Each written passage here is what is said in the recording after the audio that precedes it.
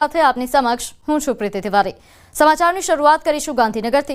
અહીં કલોલના છત્રાલમાં હોમગાર્ડના જવાન પર એસિડ અટેકની ઘટના સામે આવી, જેમાં મહિલા અને પુરુષ હોમગાર્ડ જવાન પર એસિડ અટેક થયો।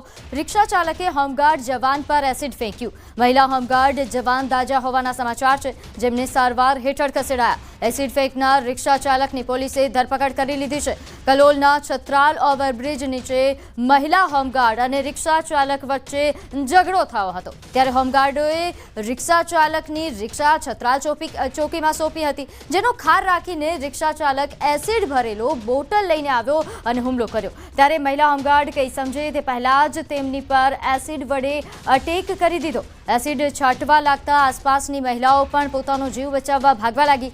જોકે અન્ય મહિલાઓ પર પણ એસિડના છાંટા પડતા તે પણ દાઝી ગઈ હતી। ઘાયલ મહિલાઓને સારવાર માટે કલોલની સિવિલ હોસ્પિટલમાં કલાકો સુધી સારવાર આપવામાં આવી।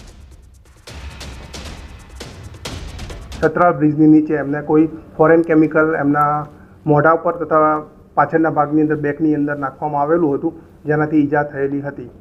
બરાબર, આ દર્દીને અમે આઈવી ફ્લુઇડ્સ, એન્ટીબાયોટિક, ડ્રેસિંગ એ ટ્રાફિક નિયમનો ભંગ કરતો હોય અને તેના કારણે ટ્રાફિક જામ થતો હોય, તેથી ત્યાં હાજર મહિલા હોમગાર્ડે તેને રોકેલ અને કડક શબ્દોમાં સૂચના આપેલી અને ત્યાંથી તેને રવાના કરેલ। આ રિક્ષા ચાલકને માઠું લાગતા તેનું ઘર બાજુમાં જ છત્રાલ ગામમાં હોય, ત્યાં ઘરે ગયેલ અને ઘર વપરાશ માટે જે એસિડ બાથરૂમમાં પડેલું હતું તેની બોટલ લઈને ત્યાં પાછું આવેલો અને આ બોટલના ઢાંકણા ઉપર જે કાણું કરેલું હોય એ કાણા વટે આ મહિલા ઉપર એસિડનો છંટકાવ કરેલ, તેથી આ મહિલા ઉપર એસિડના ટીપા પડતા તેને એસિડ।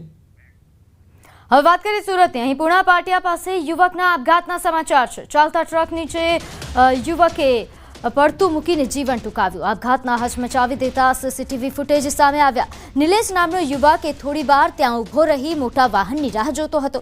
બહેનના સસરા સાથે નિલેશ ત્યાં ઊભો હતો અને બહેનના સસરાને દુકાનમાં મોકલી નિલેશે ટ્રક નીચે પડતું મૂક્યું। ટ્રકનું પાછળનું ટાયર નિલેશ પર ફરી વળતા મોત નીપજ્યું। આપઘાત કરવા પાછળનું કારણ હાલ અકબંધ છે। સમગ્ર મામલે પોલીસે તપાસ હાથ ધરી। મળતી માહિતી પ્રમાણે મૂળ અમરેલી જિલ્લાના સાવરકુંડલામાં વડલી ગામના વતની અને હાલ પુણા ગામ વિસ્તારમાં આવેલી સીતાનગર સોસાયટીમાં 31 વર્ષીય નિલેશ વાઘમસી પરિવાર સાથે રહેતો હતો। નિલેશના પરિવારમાં માતા પિતા અને ભાઈ છે। નિલેશ વર્ષોથી તેના ભાઈની સાથે કાપડના કારખાનામાં કામ કરી પરિવારને આર્થિક રીતે મદદરૂપ થતો હતો।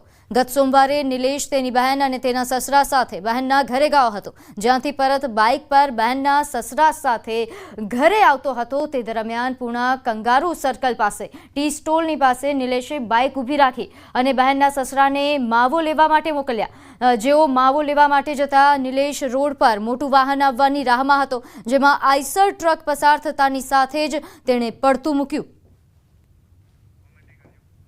તો ચાલતા ટ્રક નીચે પડતું મૂકી જીવન ટૂંકાવ્યું। નોંધે છે કે આવી ઘટના પહેલા પણ બની છે, જે અમદાવાદમાં બની છે।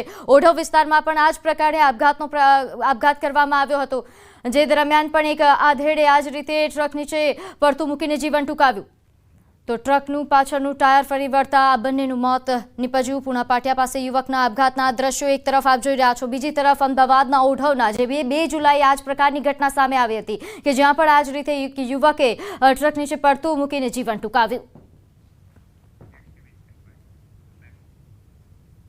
આગળ વાત કરીએ બેફામ રફતારના કેદની।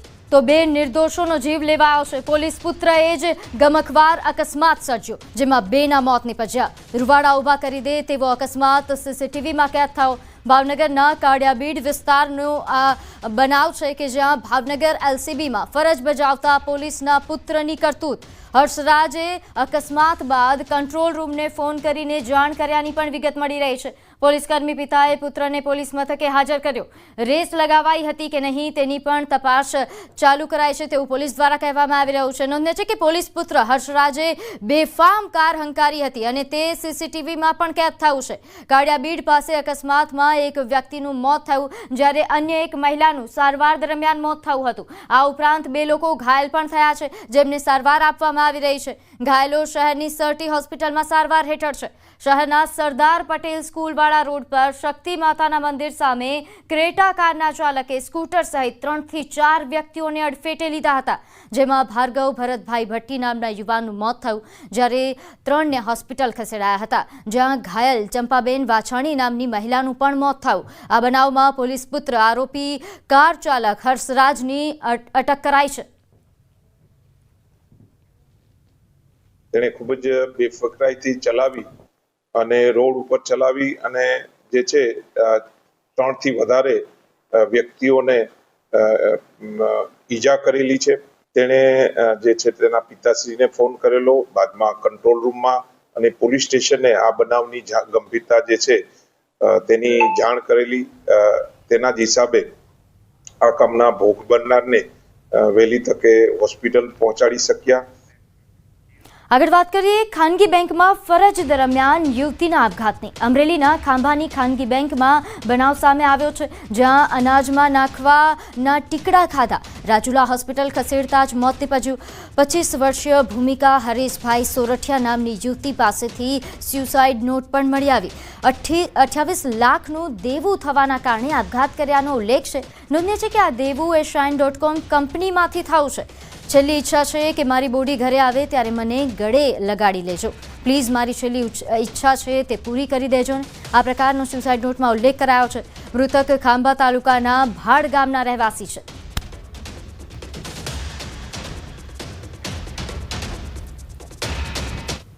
હવે વાત કરીએ હવામાન વિભાગના આગાહીની. તો આગામી 7 દિવસ રાજ્યમાં હળવાથી મધ્યમ વરસાદની આગાહી છે. આજે ઉત્તર ગુજરાતમાં કેટલાક જિલ્લાઓમાં ભારે વરસાદની આગાહી વ્યક્ત કરવામાં આવી છે, જેમાં બનાસકાંઠા, સાબરકાંઠા, અરવલ્લીમાં ભારે વરસાદની આગાહી છે, તો મહીસાગર અને કચ્છમાં પણ ભારે વરસાદની આગાહી વ્યક્ત કરવામાં આવી છે.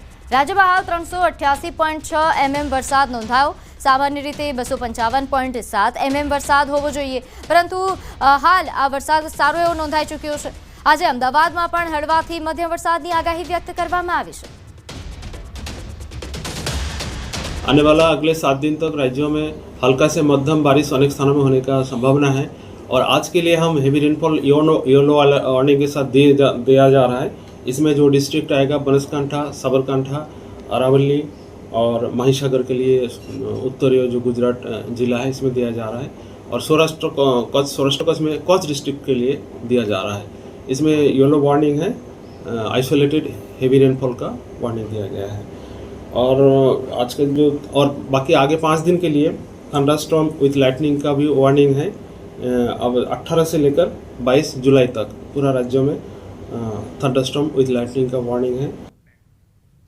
આગળ વાત કરીએ વડોદરા ફાયર બ્રિગેડના અધિકારીઓની ગંભીર બેદરકારી સામે આવી છે. સ્નોર સ્કેલ વાહનની ફિટનેસ વેલિડિટી પૂર્ણ થઈ.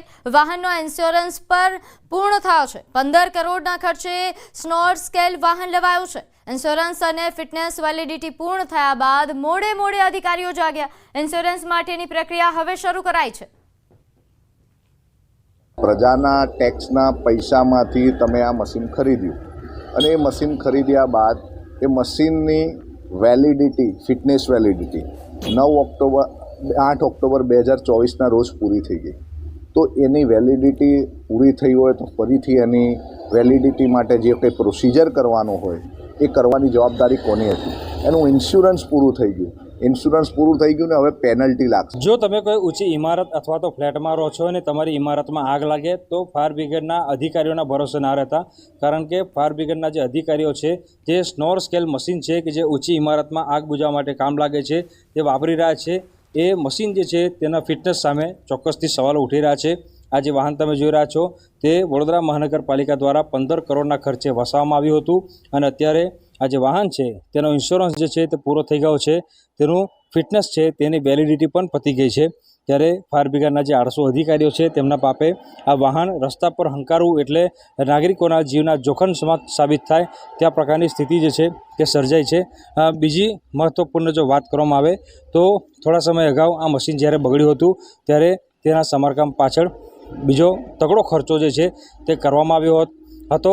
અને બીજી મહત્ત્વની વાત કે એ સમયે જો વાહનનો ઇન્સ્યોરન્સ હોત તો જે સમારકામનો ખર્ચો છે તે તેમાંથી જ નીકળી ગયો હોત, પરંતુ જે અધિકારીઓ છે તેમણે દરકાર ન લીધી, એના કારણે ફરી એક વખત ઇન્સ્યોરન્સ અને ફિટનેસ સર્ટી પાછળ લાખો રૂપિયા ખર્ચ કરવો પડે ત્યાં પ્રકારનો ઘાટ જે છે તે સર્જાયો છે. ફાયર બ્રિગેડમાં પણ લાલિયાવાડી ચાલતી હોય ત્યાં પ્રકારનો ઘાટ સર્જાયો છે.